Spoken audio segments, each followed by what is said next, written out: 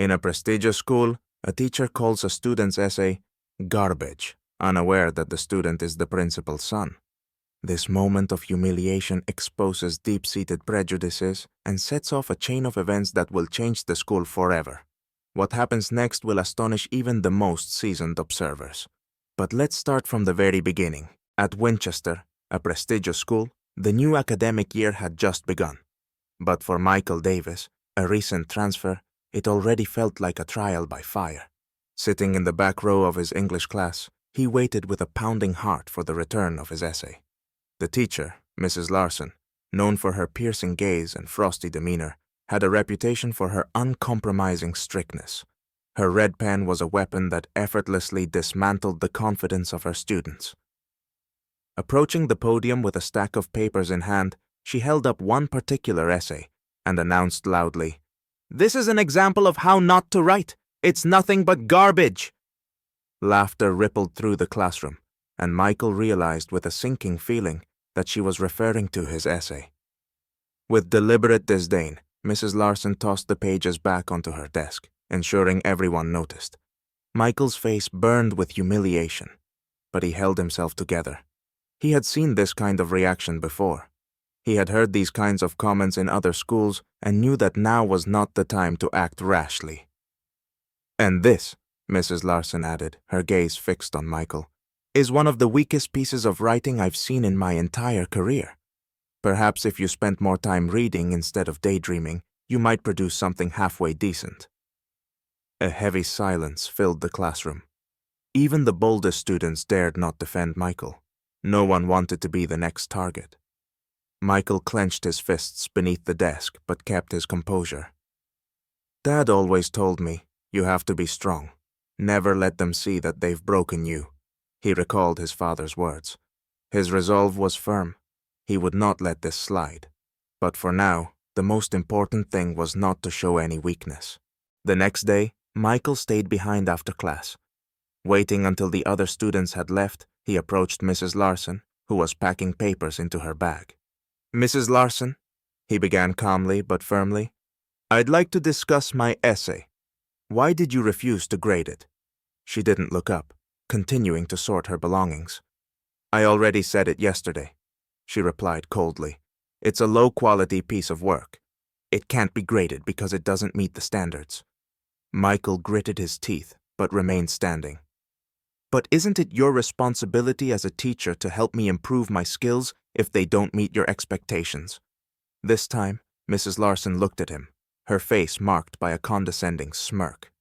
"Do you really think I'm going to waste my time on someone who doesn't even try?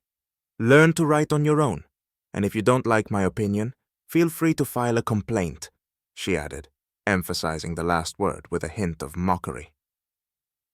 Michael fought back his frustration, but her dismissive attitude was the final straw. "Fine," he said firmly, "then I will speak to someone about this."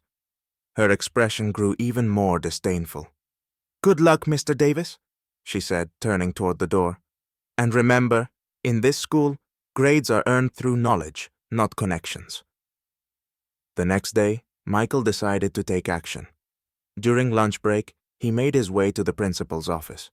Just outside the door, he ran into his father, Mr. Davis, who was dressed sharply in a suit and engaged in conversation with other staff members. "Michael, is something wrong?" his father asked, looking at him with mild surprise. Michael quickly summarized the incident from the previous day. Mr. Davis's face hardened as he listened attentively. When Michael finished, his father simply nodded. "All right, son. We'll address this. Come to my office in 10 minutes. When Michael returned, the door to the office was slightly ajar. Inside, seated across from the principal, was Mrs. Larson. She looked noticeably irritated, but it was clear she didn't yet grasp the gravity of the situation. Mrs. Larson sat across from the principal, adjusting her rigid blazer, when Michael entered the office. She raised an eyebrow in surprise, her expression quickly morphing into a mocking smile. "Well, here comes the complainer," she said. "All right, Mr. Davis, let's hear what he has to say." Principal Davis remained calm but firm as he looked at her. "We've already heard enough, Mrs. Larson. Now, We'd like to understand your position. Why did you refuse to grade my son's essay?" Her face went pale, as if she had been struck. "Your son?" she stammered, before quickly regaining her composure. "That doesn't change the fact. The essay didn't meet the school's standards." Michael stood silently behind his father, watching as she struggled to maintain control. Principal Davis reached into a folder and retrieved Michael's essay, placing it on the desk before him. "I personally read this essay," he said firmly. "It's thoughtful and well-crafted, reflecting a deep understanding of the material. Explain to me on what grounds you called it garbage." Mrs. Larson flushed, fumbling for a defense. "Perhaps I expressed myself too strongly, but I was only trying to push the student to work harder." "Too strongly?" Mr. Davis's fists clenched slightly, though his voice remained measured.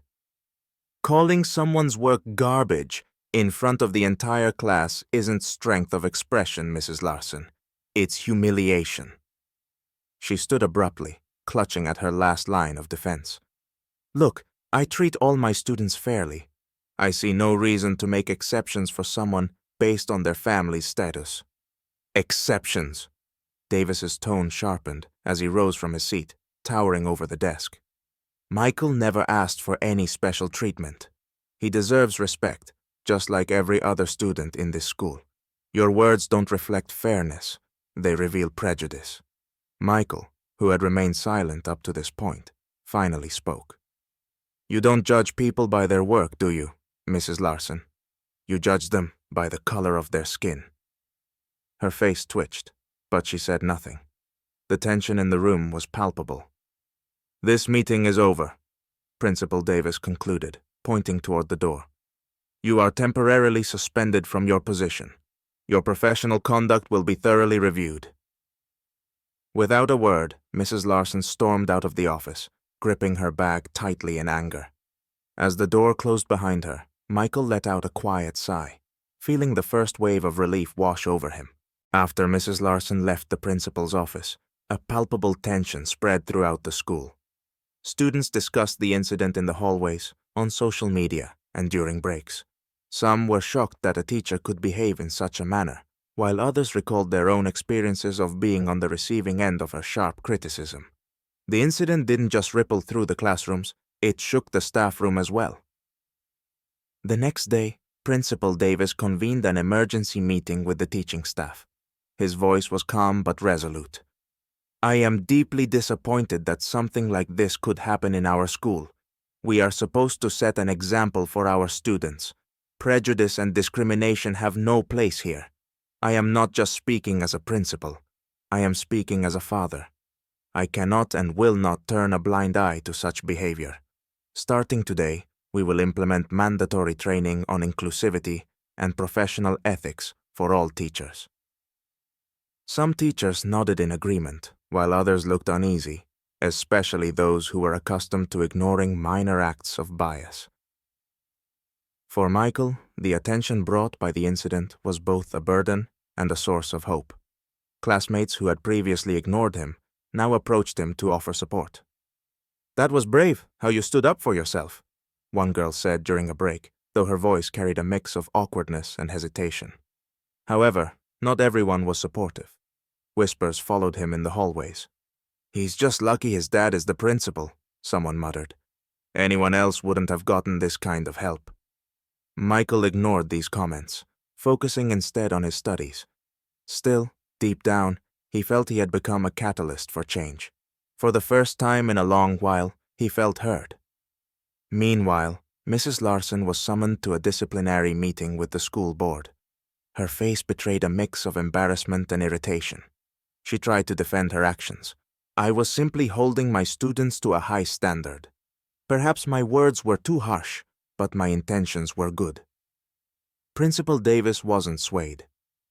"Your good intentions publicly humiliated a student in front of his peers. That is not in line with this school's values. You have two options: complete a professional retraining program or resign."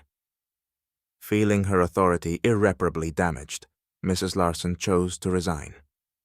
Principal Davis didn't stop at addressing Mrs. Larson's behavior. He initiated broader reforms. One of his first actions was the creation of a student council, a platform where students could openly discuss instances of unfair treatment or bias. This move empowered students to play an active role in shaping the school's culture. The changes extended beyond school policy. Teachers began to take a closer look at Michael's work. Mr. Carter, the history teacher, even praised him during class. "Excellent argumentation, Michael. Keep up the good work." For Michael, this acknowledgement felt like a breath of fresh air.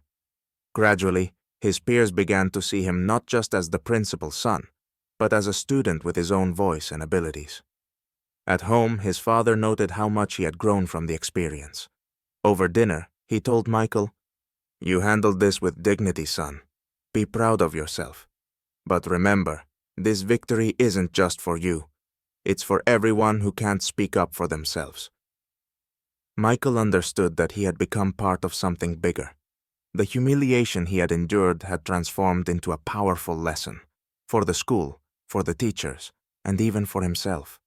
He now knew his voice could make a difference, and he resolved never to remain silent in the face of injustice again.